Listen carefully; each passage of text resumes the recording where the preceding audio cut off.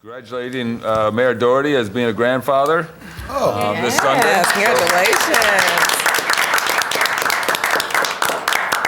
Well, if it wasn't out, it's out now. But since I do have some sad news. Our former town attorney and deputy town attorney, Eleanor Webster, father passed away today. So let's keep him in our thoughts and prayers and reach out to him. We'll send something from the council and the administration. Thank you. But he's a good friend of ours and obviously was a leader in our government here for a dozen years. Yes, yes. Okay, you ready for me to All go? right, go for it. I, Margot G. Kay, the town clerk of the town of Morristown, do hereby state that it is 7:30 PM on Tuesday, March 22nd, 2022, and that this regular hybrid meeting is being held via webinar and in person. Both adequate and electronic notice of this meeting were provided according to law by written notice to the Morristown Daily Record, the official newspaper of the town of Morristown, and to the New York Star Ledger, both more than 48 hours ago. Notice was also posted in Town Hall and on the town website and filed with the office of the town clerk of the town of Morristown. I do further state that I shall enter into the minutes of this meeting a statement that such notice was furnished as particularly described by me in this public announcement. I'll take a roll call. Councilwoman Cotton. Present. Councilwoman Foster. Here. Councilman Iannicone. Here. Councilwoman Mayer. Here. Councilman Silva is excused this evening. Councilman Umbriak. Here. Council President Armington. Here. Council President, you have a quorum. Wonderful. We will move on to a moment of silence. Can we remember Tawana's uncle passed away last week? So, Thank you. Followed by the Pledge of Allegiance. I pledge allegiance to the flag of the United States of America and to the republic for which it stands, one nation, under God, indivisible, with liberty and justice for all. All right, moving on to the consent agenda. Well, before we get started, Oh, Mr. sorry. President, please be aware that public comment during the public hearing portions of this meeting tonight will be held both in person and through the Zoom app. At the appropriate time, members of the public wishing to speak should indicate so by raising his or her hand in the app. To comment via Zoom, click on the raise your hand icon at the bottom left side of your screen. You may also raise your hand by pressing *9 on your phone. When it is your turn, the moderator will send a signal through the app and ask that you unmute yourself so that you may be heard. To unmute yourself on the phone, press *6. Okay, like you said, there is one item on the consent agenda this evening. It's the extension of liquor license to include licensed Sidewalk Cafe 2022 for the office. Okay, I'll move it. I know there's comments, so. Can I get a second? I'll second. Okay. I know that I had reached out and got a little more input on what this was. But can you just explain for the public? So this is the Sidewalk Outdoor Cafe, and don't we typically the council typically doesn't approve a resolution every time a Correct. Sidewalk Cafe, so why is this different and why is this before us? So for 2022, thankfully, we are going back to the Sidewalk Cafe process under the ordinance. Under the ordinance, the clerk's office receives all applications, reviews them thoroughly, and is able to issue those licenses. For those licensees that do have a ABC liquor license and want to extend that license to the Sidewalk Cafe, that requires council action. So it's been a couple of years, but we're back. I just wanted clarification. But this action today is with the ordinance as written, without the COVID waivers, and without the ordinance that's later on this evening. That is correct. This is strictly Thank you. per the ordinance. Okay, on the, As written. as currently written. On the adoption of the consent agenda, Councilwoman Cotton. Yes. Councilwoman Foster. Yes. Councilman Iannicone. Yes. Councilwoman Mayer. Yes. Councilman Umbriak. Yes. Council President Armington. Yes. Before we jump into the public hearing, I just want to remind the council that we're all colleagues here. Most of the time, thankfully, we agree most of the time. Some of the times when we don't agree, I expect everyone to be respectful of each other. give people time to say their piece and then move on to the next person. So that's all I'm asking, and I'll do my best to manage the process. But I appreciate everyone's help on this. So, go ahead. Okay, at this time, I'll open the floor for a public hearing on any matter. For remote members of the public, please raise your hand in the Zoom app to indicate that you would like to speak. If you've joined the meeting via telephone, press star 9. Kindly state your name and address and limit your comments to 5 minutes or less. Be advised that any derogatory comments targeting members of council and/or administration may be ruled out of order. No comments were received via email. Would you like to start in-house? Sure, let's start in-house. Anyone from the public have any comments that they would? Yes, Mr. Burns.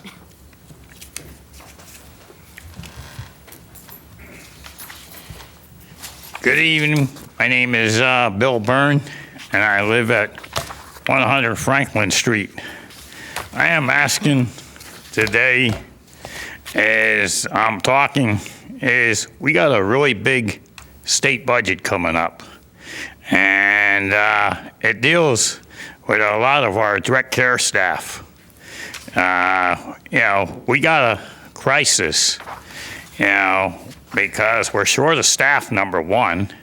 There are staff, that are working together and doing a good job, making sure that we have the services and that they take care of us. I'm asking everybody to please reach out to your governor and reach out to your legislators. This has been going on for a long time, and I know Governor Murphy has been pretty good with this, but we got a new senator in the Republican area and really concerned about that. So I'm asking you, we're a community here, and we're supposed to help each other, when needed. And, and because the reason why I'm bringing this up is because, a lot of the agencies, service provider agencies, that have group homes or whatever, we want them maintained, and, we want them kept up. But ask yourselves this: how are we supposed to do that if we don't have the monies, to hire more direct care staff, especially in the group homes, especially in the supportive living programs, that the ARC runs and other agencies. Because sometimes when there's a lot of shortages, sometimes the staff that are there have to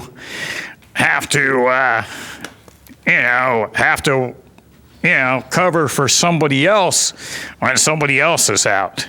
And then, of course, I can't help it, because they might be sick or something like that. But I'm asking everybody, not just in this council chambers, I'm asking people like in the community. We're supposed to be a community here and help one another. I'm asking everybody to please call their legislators, call their governor, because agencies like the Arc of Mars and other service provider agencies need your help and need the support. If you, all you guys and women, council people, want these agencies to upkeep their group homes, well, number one, they got to have the state dollars going into that so that they can hire more direct care staff, and so that when they hire the staff, that they'll be able to maintain the group homes. Because I know that was an issue, but you need the money in order to do so. And also with transportation for people with disabilities, state dollars going into transportation like maps, access link, because, yeah, people with disabilities that live around here, sure, they have the train or whatever, but take a look at the big picture, okay? There's people with disabilities. I mean, it's not just here in Morris County. I talk to other groups, and they say some of them live out in the sticks, so there's not like a local train that they can get, or there's not like a local bus that goes exactly to their job site. Yeah, they might drop them off a little bit down the road where they have to walk in. So I'm just saying that this is vitally important. I'm not asking it for myself, okay? I'm not asking it for myself, but I'm asking it for my brothers and sisters, you know, like people with disabilities that go to work every day. But when they get these jobs, they have to have the transportation. Otherwise, they can't do the job. So I just thank you for hearing me. And please, this is a community issue too, because it affects anybody also that has somebody with a disability that's either on the waiting list. So thank you for hearing me. Thank you, Mr. Burns. Thank you, Billy. Thank you. Anyone else from the public? I'm sorry.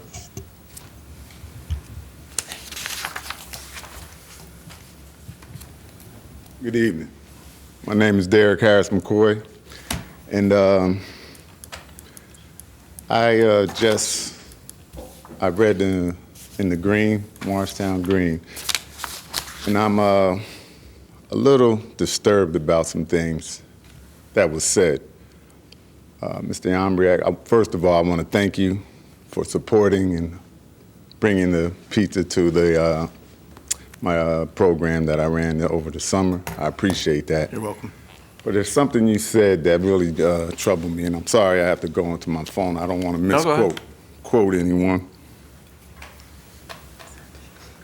You stated that you want to make sure we appoint the right person, the right qualifications. Qualifications to be appointed to a board, we just need clarity on exactly what qualifications do you need to apply for this position. Mr. Iacone, I'm sorry if I'm... You stated the evolving role suggests that we need a commissioner with financial acumen and prowess.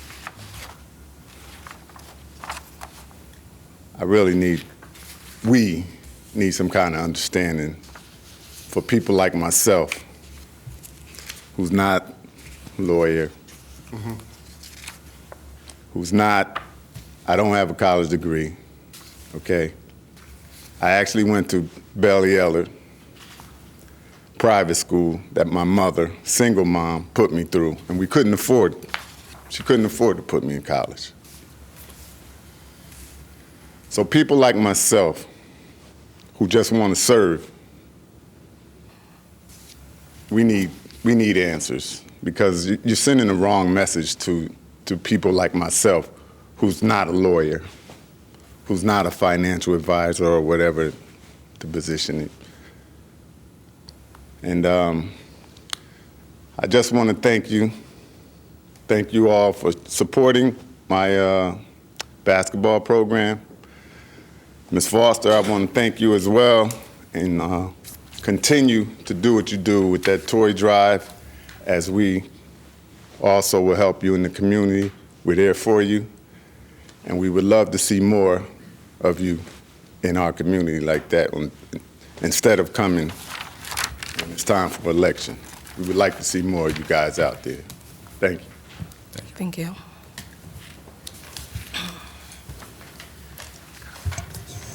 Anyone else? Public hearing. Councilman, we do have one public hearing online. Okay. Mr. Patrick Housel. If you would please unmute yourself and state your name and address for the record, please. Good evening, Patrick Housel, 172 Franklin Street. I just wanted to quickly come and speak as it relates to the, to the noise ordinance. I know there's some discussions as it relates to leaf blowers. We had a noise ordinance that quite frankly really wasn't enforced all that often, but it was one based on common sense, right? Couldn't use it before, I don't know, whatever it was, 8 a.m., had to stop using it at, some appropriate time. And, we've made it more complicated now and we've made it harder to enforce. But I will say I appreciate the fact I've heard that there's discussions about the opportunity to look at leaf blowers, because effectively I think the law outlawed every single leaf blower that that's on the market that most homeowners use. I mean, the fact of the matter is we live on the East Coast, we have mature landscapes, and leaf blowers are significantly helpful for homeowners in the amount of time that it would otherwise take to either maintain your property or pay a private company to not use them. And so I guess all my plea to the council is just please use some common sense and don't over legislate. I think some simple common sense would be very helpful. We need leaf blowers in the spring. We need them in the summertime when we cut grass and etc. And we need them in the fall. So that's my plea. Don't overcomplicate it. Don't over legislate, and think of the residents who are just trying to maintain their property in the midst of their busy lives. Thanks. Thank you. Any other comments? Councilor, there are no other public Okay. speakers We online. will close the public hearing and move into council responses to public hearing comments. I'll start. Sure. David, thank you for coming. And don't let the fact that you weren't appointed this time discourage you from ever applying for any other position in town. In fact, I will say what was a pleasure about the last housing application is the fact that we had 4 candidates. All too often in town, we don't even have candidates.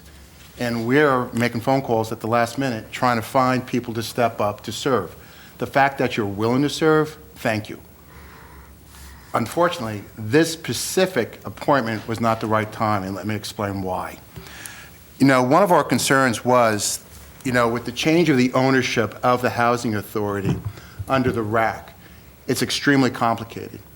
And when you look at the folks that we actually have on the Housing Authority, I did say that, and I stand by it.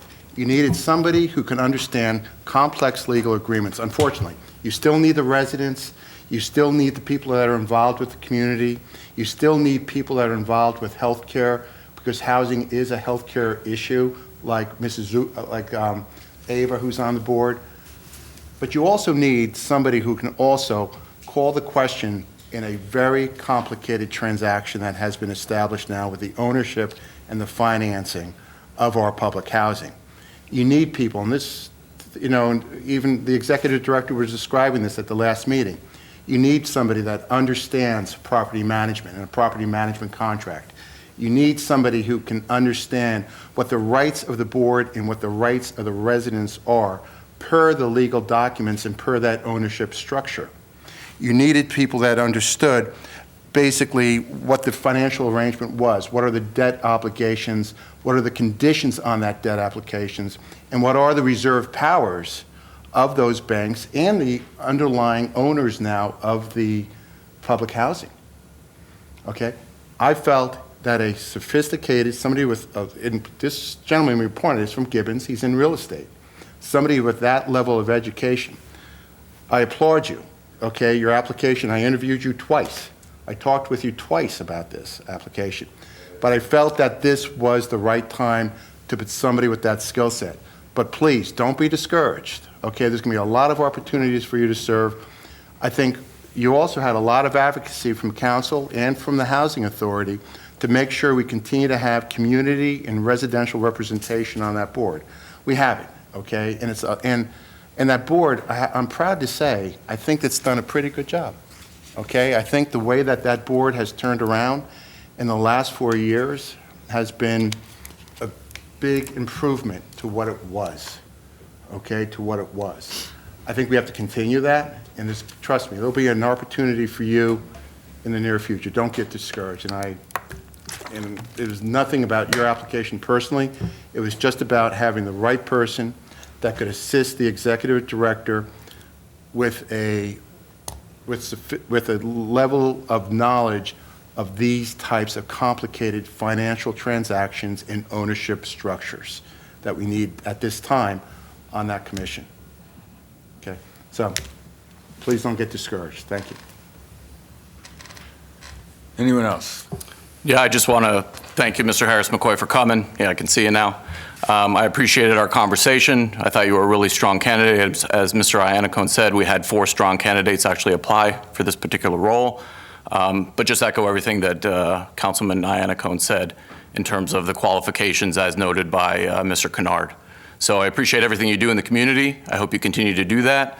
Hope to see you down at the basketball league again this summer. And just keep doing what you're doing. And if you want to get involved, keep raising your hand and you'll be selected sometime. Council President, if I may, I'd just like to read our vacancy and applications for consideration for appointment to boards and commissions, the announcement that actually goes out when we have an appointment for any of the boards and commissions that we appoint. And this is specific to the Morristown Housing Authority appointment that we just made the selection for. And it reads, there is currently the following vacancy on the boards and commissions appointed by the Town Council. Morristown Housing Authority, 1 commissioner, unexpired term ending September 5th, 2023. Application deadline, February 5th, 2022. If you wish to submit an application, they are available online at www.townofmorristown.org/open seats and in the town clerk's office. Should you have any questions, please contact the clerk's office at 292-6636, posted January 6, 2022. So what I'd like to ask is if we can put this on the agenda for new business to discuss at our next council meeting, because if we're going to be stipulating qualifications and we're going to be citing the requirements to serve on this board particular and any other boards that we appoint, I think this is a very misleading advertisement to just anybody who wants to serve. I think that we need to be a little bit more specific. I'm not aware that Kennard has the ability to tell us what, qualifications we should be looking for. I do know that HUD has a requirement that you have to take 5 classes within an 18-month period. But I think if we're going to be looking for certain qualifications, to be fair to the residents, I think we need to be a little bit more specific in what it is that we're looking for as a governing body so that any resident doesn't get discouraged or feel like they may not meet certain criteria or qualifications that they didn't know existed. And then I would also like to ask if we can put on the agenda for new business, how many boards should one resident be entitled to serve on? Great. Thank you. You put those items on for new business next time. Thank you. Any other comments? All right, we'll move on to a report of the mayor and the town officials. Thank you, Council President. I'll do this now before I go into the report.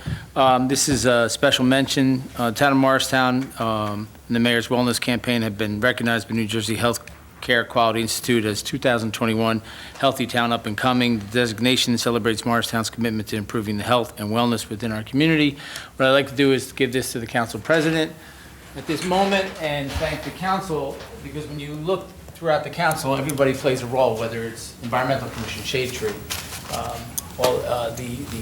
obviously the medical information that Bob gives us all the time with his job, our youth, their future, children, David pastoring his flock, and Nathan and all that he does, and you just heard how he's involved with just pizza and basketball things to get involved, and I think that really shows the commitment from the council as much as the administration, and I think this is a great up-and-coming thing for Morristown to be designated, and I'd like to give it to you for the council. So basically, I'll read it. It says, Mayor's Wellness Campaign celebrating 15 years. New Jersey Healthy Town Up and Coming 2021, presented to Morristown. Your commitment to improving the health and wellness of your community. New Jersey Healthcare Quality Institute. Wonderful. That's great. Yeah, thank you. Thank you, Council President. And Billy, I don't get to respond during the council time for the public. but it also includes people like yourself, people like Franco who that come to meetings and express their want to be involved. And if you haven't seen Billy out there with his sign, Billy's out there with his sign for supporting people with disabilities. I see him everywhere. I mean, if he's not over by the Green, he's down by Elm Street. If he's not in Elm Street, he's down by, he's everywhere with that sign. So I know people recognize you now, and like I said at the last meeting, your public speaking has improved over the years immensely, and we thank you for your advocacy for people with special needs, and keep up the hard work. And yes, the budget for the governor's released his budget, and it is important that we recognize the need for special needs and all that goes with that. And transportation and housing is a huge component. So thank you. Really quick, let me just go over this really fast. Saturday, March 19th, we had our parade. For those who came and enjoyed the parade, sorry, Councilwoman Foster, I missed you at a party. I saw a couple of pictures. I won't say anything more. No, but it looked like you were having a great time. I must have just missed you. It was a great parade. I want to thank the parade committee and everybody that participated in pulling that off. It was a rain date, and it was well attended. It was a lot of fun. So we were happy about that. Sunday, March 20th, I want to thank Council Vice President Sandy Mayer for all the work that her and her team did in the League of Women Voters on what they produced out in front of Town Hall. At 1 o'clock, our Business Administrator, Jillian Barrick, was one of many speakers. It was highlighted by the honoring the Women's History Month, and I'm sure the Council Vice President might want to just opine on it just for a minute. Sure. It was, we scrambled to reschedule for the 20th. We ended up, we thought we were going to lose speakers, and then we invited more speakers, and everybody but one showed up. So we had about 13 or 14 speakers. We had a really cute little dance troupe from Chatham that did an interpretation of a dance to spoken word, a poem that a person wrote about the trauma of dealing with COVID and losing people and the 2 years that they experienced, and they enacted that through dance. But it was a really interesting, thank you, Jillian, for participating. Hearing everybody's individual stories was just enlightening. Nobody knows where anybody starts out from, and they're in these positions. And one woman was in the pharmaceutical industry in the 70s that just we couldn't stop laughing. Her stories were fantastic, and we had what was nice, it was a bipartisan event. We had a number of Republicans, it wasn't just Democrats, there was a lot of independents there, and it was just a really nice crowd. Hearing Heather Darling's story was, just eye-opening. Ann Grassi's story, eye-opening. And we never get to really hear that because there's not a lot of bipartisan, so that's what we're working towards, more events like that. So, but I thank you for attending. I know you were on Baby Watch, and thank you for giving up your Sunday because it ran way longer than we thought it was gonna. Yeah, it was funny. They got to speak for a couple hours. I got there and they said you can speak for 2 minutes. And then when Amalia got to the mic, she goes 30 seconds. So I think I kept it within 30 seconds too. You did. And but thank you for the invite and being able to open that up. Thank you for attending. Yes, it was a great way to honor Women's History Month. And sorry I missed your speech. But Monday the 21st, I did not attend the Grow It Green fundraiser at the Glenbrook Brewery. Were you there? I was there, yes. It was very well attended, and lots of people and lots of contributions, and they have one of those online tricky trays, and everything is 25-50% higher than the value of the item. So lots of generous people. And I think it was overall a really, really great event. Yeah, it's terrific. I know that we support them, and that's Grow It Green. We love what they do, and thank you for attending. Saturday, March 26th, mark your calendars, 8:30 a.m. to noon, Whippany River Watershed Action Committee hosted by the annual Whippany River Cleanup at Bishop Nazareth Way. Volunteers are needed. I will not be in attendance. I have to work Saturday, so I think Councilwoman Foster, you volunteered to be there at 8:30? Saturday? You just calling me out today, aren't you? Just kidding. I'm just kidding. If anybody could show up, that would be great. It's a great event. They do a great job cleaning up the banks, and they make a good run down the river, and they do good work. And I'm at it every year, but I have to work Saturday, so I have a few more days left to work. So. Just a few? Just a few. Thursday, the 31st will be my last day in Newark. So that's Saturday, 8:30 a.m. to noon, Whippy River cleanup. It's the second, those who will attend, I will be in attendance on April 2nd, 11 a.m., Pastor Lance Mann installation as the new pastor of Union Baptist. I had the pleasure of meeting him in my office. It's going to have a great relationship. It's a church, Union Baptist Church, 89 Spring Street. That's 11 a.m. for the installation of the new pastor. That is Saturday, April 2nd. April 9th, mark your calendars. It's a fun event, so come on down. See, you'll meet a lot of people. At 10 a.m. Easter egg hunt at Lidgerwood Park, Morristown, residents ages 3 to 11. I'm sure that the recreation is way on top of that, registration and all that. It's a lot of fun, except when it snows or rains. But hopefully we'll have great weather for the Easter egg hunt, and that will be at Lidgerwood Park on the 9th. I just want to do a couple of mentions. April 1st, retirement of Robert Bendel after 23 years as a firefighter. I want to congratulate him, wish him luck on his retirement. And then, as I always state, any information you need as far as testing location, vaccinations, or boosters, visit the townofmorristown.org/COVID-19. As we are all aware, that COVID-19 has not gone away. It is still there. I know a few people that have tested positive over the last few weeks, and one fatality. So it's real. It's still out there. So we hear things all the time. I'm sure Councilman Iannacone could educate us better on that, but I'm sure that we still have to practice safety first, right, Councilman? Get boosted. Get boosted. There you go. Get boosted. Should we get boosted again? Wait till we're 65, maybe, Okay. All right. So, since you're retired. yeah. So you can check all that information out. You can connect to all the links, CDC, New Jersey, all the links that you need to find out about COVID, testing locations, vaccinations, and boosters. I just got mine on Friday. Congratulations. A what? A booster. Your first booster? Your first booster? But they told me that I should be good for now. I don't need another booster. And I got a $25 gift card. Where? You should have to share that with all of us now. Zufall partnered with Church of God in Christ. Okay. And one of the members reached out to me because I got my first shot through Zufall at Church of God in Christ. I wasn't aware that they were doing the shots, so she reached out to me and asked if I wanted to, get the booster. And I said, well, I guess this is a sign because I wasn't planning on getting it. So me and my youngest daughter went and got them on Friday. And thankfully, no symptoms. That was what I was really concerned about. But no symptoms at all, just a little sore arm for a day or two. Okay. And as always, we bring it up at some point in the evening to keep Ukraine families and the citizens of Ukraine in our thoughts and prayers, and knowing what they're dealing with every day and how pretty good we got it here compared to what they wake up to every day. So Thank you for flying the flag outside. you're welcome. Thank you. That's it. Council President, thank you. Thank you, Mayor. All right, so, wire disbursements, yeah. Council liaison reports. I'll go first since mine's a little lengthy. The Morristown Partnership had their March board meeting, just a couple things that I want to make the public aware of.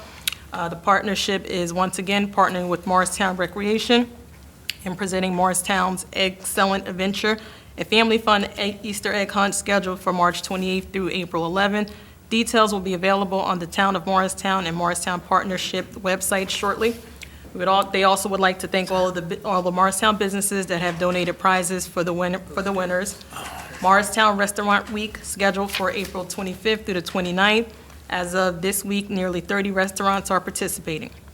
In anticipation of the event, the Morristown Partnership will run a gift certificate giveaway contest on social media beginning April 1st. Due to significant increases in costs associated with producing the community event, participation fees will increase this year for most Morristown Partnership events. 2021 costs were only able to be held steady due to a grant from the Morris County in the amount of $100,000.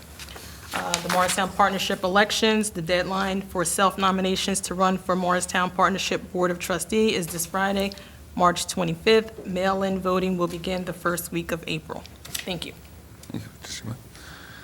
I'll go with parking. So the Morristown Parking Authority obviously opened up the garages and for the Saturday event. There was over 665 free parade parkers, which I don't know, seems a little low, considering we had 70,000 people in town. Kidding. But they also said the revenue on the street meters and surface lots were down 50% from an average Saturday. So there was a lot of people not just parking in garages, they were parking on streets. And they are still in the process of working on their new, obtaining services for a new scan card system throughout the system, which will then allow them to go 24/7, and they'll be able to keep track of the parking and the surface and the shared parking a lot better, so they know how many people are using it and how they're going to come back from COVID. Okay. Okay. I have an update from the MEC. Okay. So in April, an informational postcard about the upcoming statewide plastic bag ban, which begins on May 4th, will be distributed to all town residents. One reusable bag per household will be available for pickup at Town Hall, but you must bring the postcard with you to retrieve the bag. Saturday, May 21st, I mentioned this at the most recent council meeting as well, will be our spring townwide cleanup. It'll begin at 9 a.m., and additional information will be shared as we get closer to that date. Excuse me. Anything from Shade Tree? No. Okay, not no this worries. time, yeah. All right. We will move on to regular business. Okay. There is one ordinance for introduction this evening.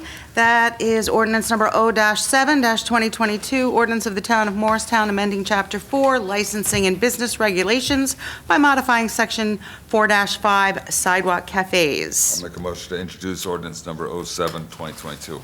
I'll second. Are there any comments and questions from council? I have a question. Yes, sir.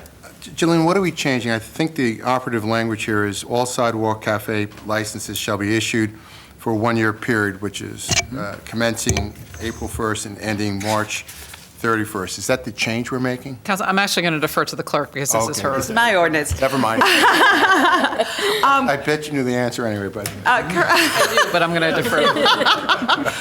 Currently, the ordinance states the license period is January 1 to December 31st. Due to other town licensing requirements as well as statutory duties, it becomes challenging for the clerk to get those renewals in such that the sidewalk cafes can operate legally on your random nice day. Gotcha. So we're just pushing it 3 months to allow us to do that renewal process in January, February, so that that first warm day, there's no scrambling, there's no worry, they're already approved, and they can set up their table. good idea. Thank you. Okay, anything else? Okay. On the introduction of ordinance O-7-2022, Councilwoman Cotton? Yes. Councilwoman Foster? Yes. Councilman Iannacone? Yes. Councilwoman Mayer? Yes. Councilman Umbriak? Yes. Council President Armington? Yes. Ordinance 7-2022 has been introduced properly by title and will be considered further after a public hearing on April 12th.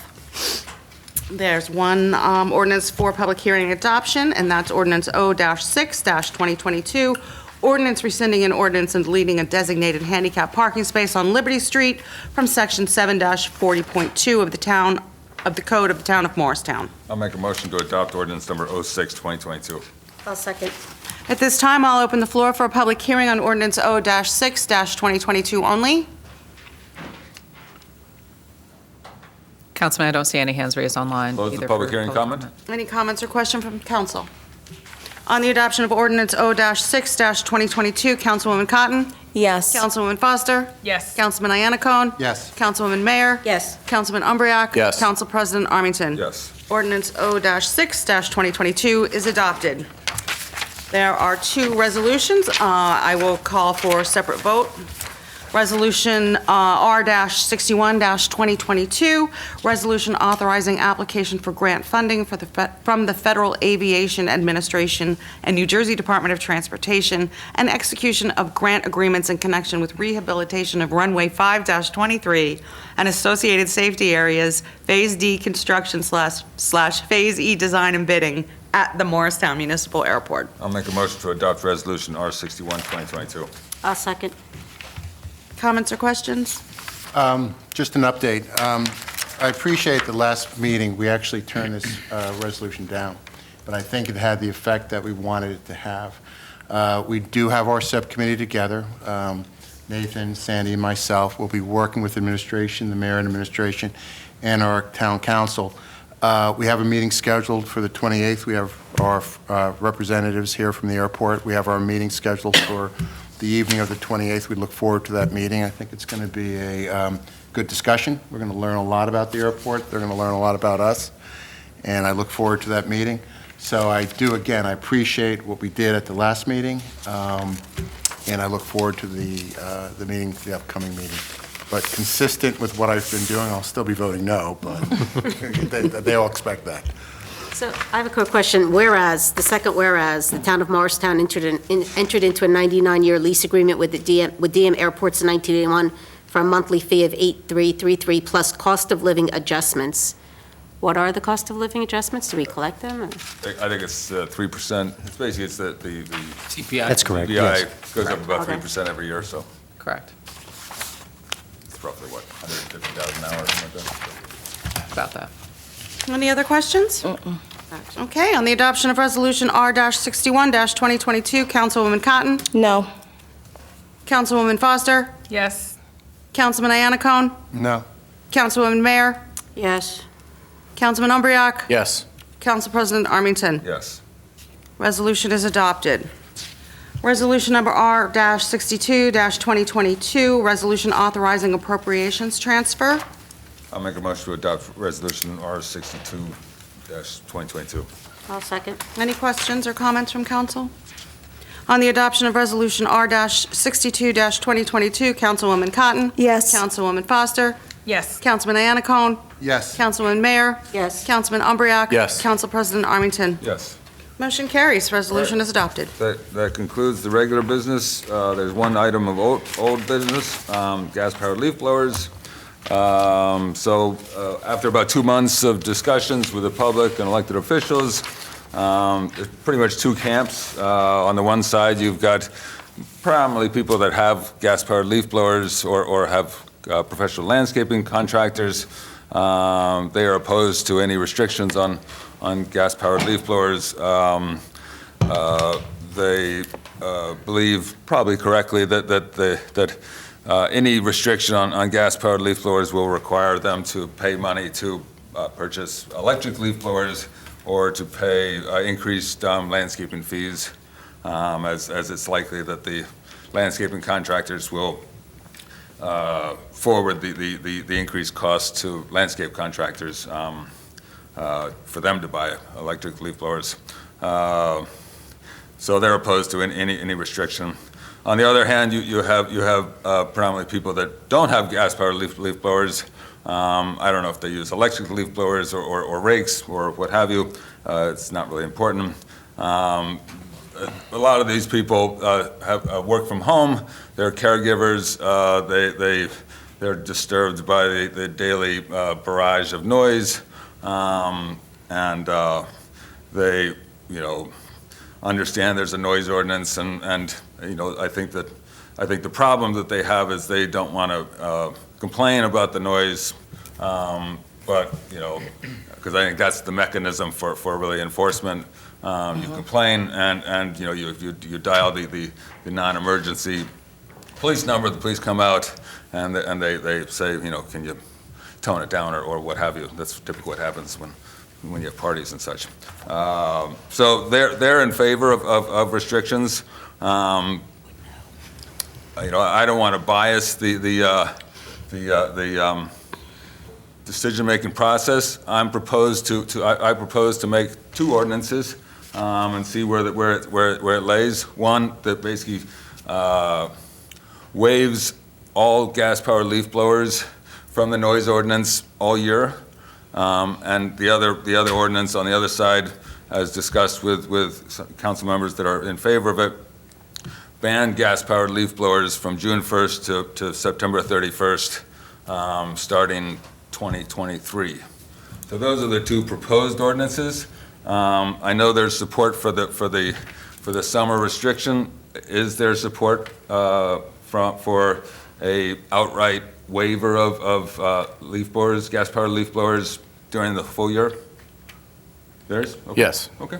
I'll do both ordinances then. Yeah, but just one point of clarification, Yeah. Stefan.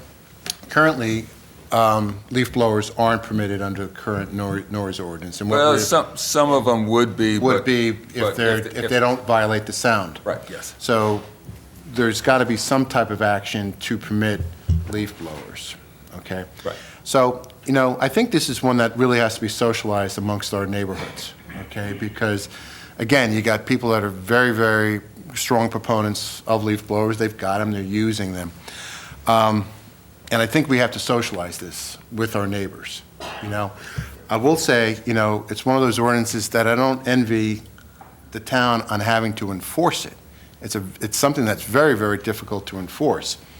I think what we're primarily trying to communicate is what I call being neighborly. The fact is that, and I'll just use myself as an example. I got a call from a neighbor who said, Bob, you were blowing leaves, and sure enough, they were right. It was a Saturday morning, it was 7:30, it was before 8 o'clock. The guy that takes care of our lawn came up early, okay? And they were right. And I appreciated the fact that they called, and I talked to my landscaper, he understood, My wife told me to do it myself next time, but, but the other thing is, and interestingly enough, later in the day, I was walking, and there was the same neighbor blowing his lawn with an electric blower. Very quiet, you couldn't even hear it. It's just interesting. I think it's something that we have to make people conscious of. How we make them conscious of it is, and how do you also set an atmosphere where the enforcement and the discussion with the neighbors stays civil, and sometimes having something on the books, even though it really, I don't know how you enforce something like this, it's not easy, kind of gives a cause for a conversation, or gives cause for, it's not the idea that you're going to be calling the police on people, I hope. I hope it never gets to that point. I don't think it would, okay? More than likely, they'll call council members and ask you to go talk to the neighbor, which is fine, too. We don't mind doing that either. But I think we should socialize this, you know what I mean, and find out what's going on and what's on the mind of our neighbors. And then something else we should be conscious of is, I don't think it's a bad idea to talk to a few of the landscapers out there. Landscapers are basically not high-wage jobs. Let's find out what they think. You know what I mean? How is this going to impact the landscaping industry? Because it's something that probably a lot of our people that live in our town depend on for a living. Right. So I think we have to socialize it with them too. So I think the timing on this Put it is, off for if a you while? give us a couple of weeks. Yeah, a couple of months. Essentially, the proposal is starting next summer, not this summer. And I did reach out to the New Jersey Association of Landscape Contractors. They didn't respond to me. I believe they're still in a lawsuit with Maplewood on their ordinance from 2016. But like even in town, we got like Hill Landscaping, we've got Bushes, we've got people that, people that we know that actually have these There's businesses. clearly no rush. Live in town, we could talk to them, Whatever the will of the council is, I can put it off for as long as you want. All right, I'll just table it indefinitely and. No, don't do it indefinitely, because again, you got to put a button on it eventually. You're going to need more than a couple of weeks to get that out to town one. Maybe about a month, you think?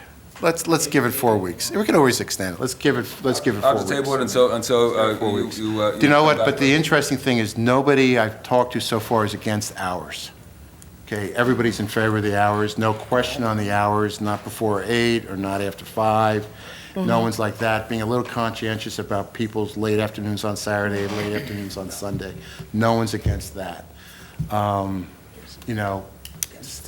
People, when you start socializing the concept of, do you do it when the town is only doing leaf pickup? Because, we can't put it, where do you put it, I'm not getting dragged into this discussion. Okay, no, I'm not going to drag you into the discussion. Yeah, But, then it becomes Well, something to consider. something to consider, maybe. Yeah. The proposal is, just so we're clear, is not to in any way restrict, well, except through the noise ordinance, except in the summer. So in the summer, you have, twigs and grass clippings and whatever else you have, that you need to blow And I think it's pretty clear that electric blowers definitely have the power to do that work. And so there are alternatives that don't have the air emissions and don't have the noise emissions, which is the primary point of the nuisance that everyone I speak to seems to be talking about. That's the discussion. We're not, eliminating people's right to blow wet leaves or anything to that effect. There shouldn't be any leaves from June 1st to September 31st, so, my opinion. But I agree. anyway. All right, so why don't you get back to me? Are you still getting emails? Because I know Council President. in my ward Friday. If I make maybe one comment on this? Sure. And I think you need to look at it more broadly. And I think that's going to take some time. Maybe if you want to get a couple council people, we can talk about it. You want to have that ban from June to September. However, it's a slope that one is you have a noise ordinance on the book that needs to be enforced broadly. Second is, where does it stop? Because a lawnmower, in my research, is 90 decibels. So where do you stop? You now go and say you can't use your lawnmower, you need an electric lawnmower or a push lawnmower. Well, sorry. You have a noise ordinance that's broad, that's decibels. Now you're taking something out of that noise ordinance and cutting wedges over here. Let's put this in this box. What do you do with somebody who likes to power wash their deck with a gas-powered power washer? What do you do when somebody wants to power wash their house with the vinyl siding? You start to go down a slope that all has decibel readings. Oh, and let me tell you, not to cut you off, but on my street, I guess it was a gas washed the house, and it went on all day. Yeah. From like 8 o'clock in the morning. And you have to clean those. All day it ran. So day. maybe we can have a meeting. I get where you're coming from, but I think you have to look at it in a broader sense. You have a noise ordinance on the book that needs to be enforced. And I think that's where you start. And then, I think we need to discuss it more. And going back to the original person who called in, I get the sense that not a lot of people call, basically report to the town about leaf blowers. Yeah. They just vent among themselves and vent to us, and that's frankly not constructive in terms of getting the appropriate people to respond. Yeah, there's a lot of research out there. There's a number of towns in California where this really started. There's about 22 communities in California. There is lawsuits filed in New Jersey. There also is the effects financially to the small landscapers that have, 2 employees or 3 employees.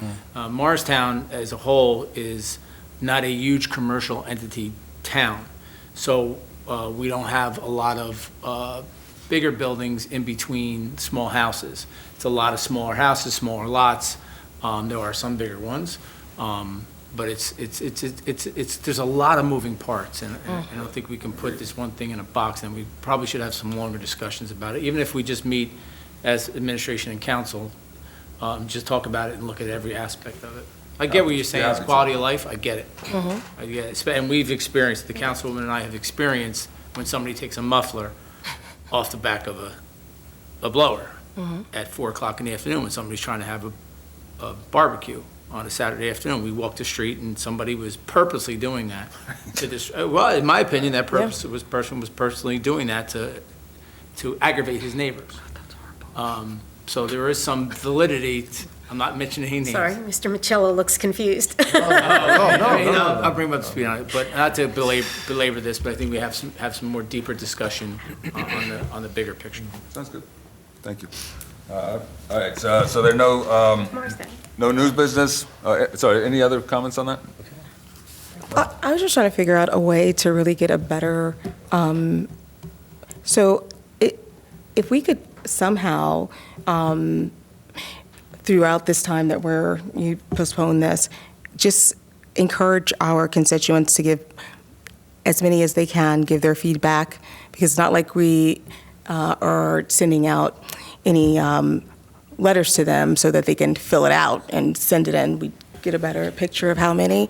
But I would just encourage the constituents to start contacting us and so we have a better understanding of just how many people are being affected. So it doesn't look like it's just a small percentage, because there's a lot more than just a handful of people who have issue with this. So I'd like to explore that.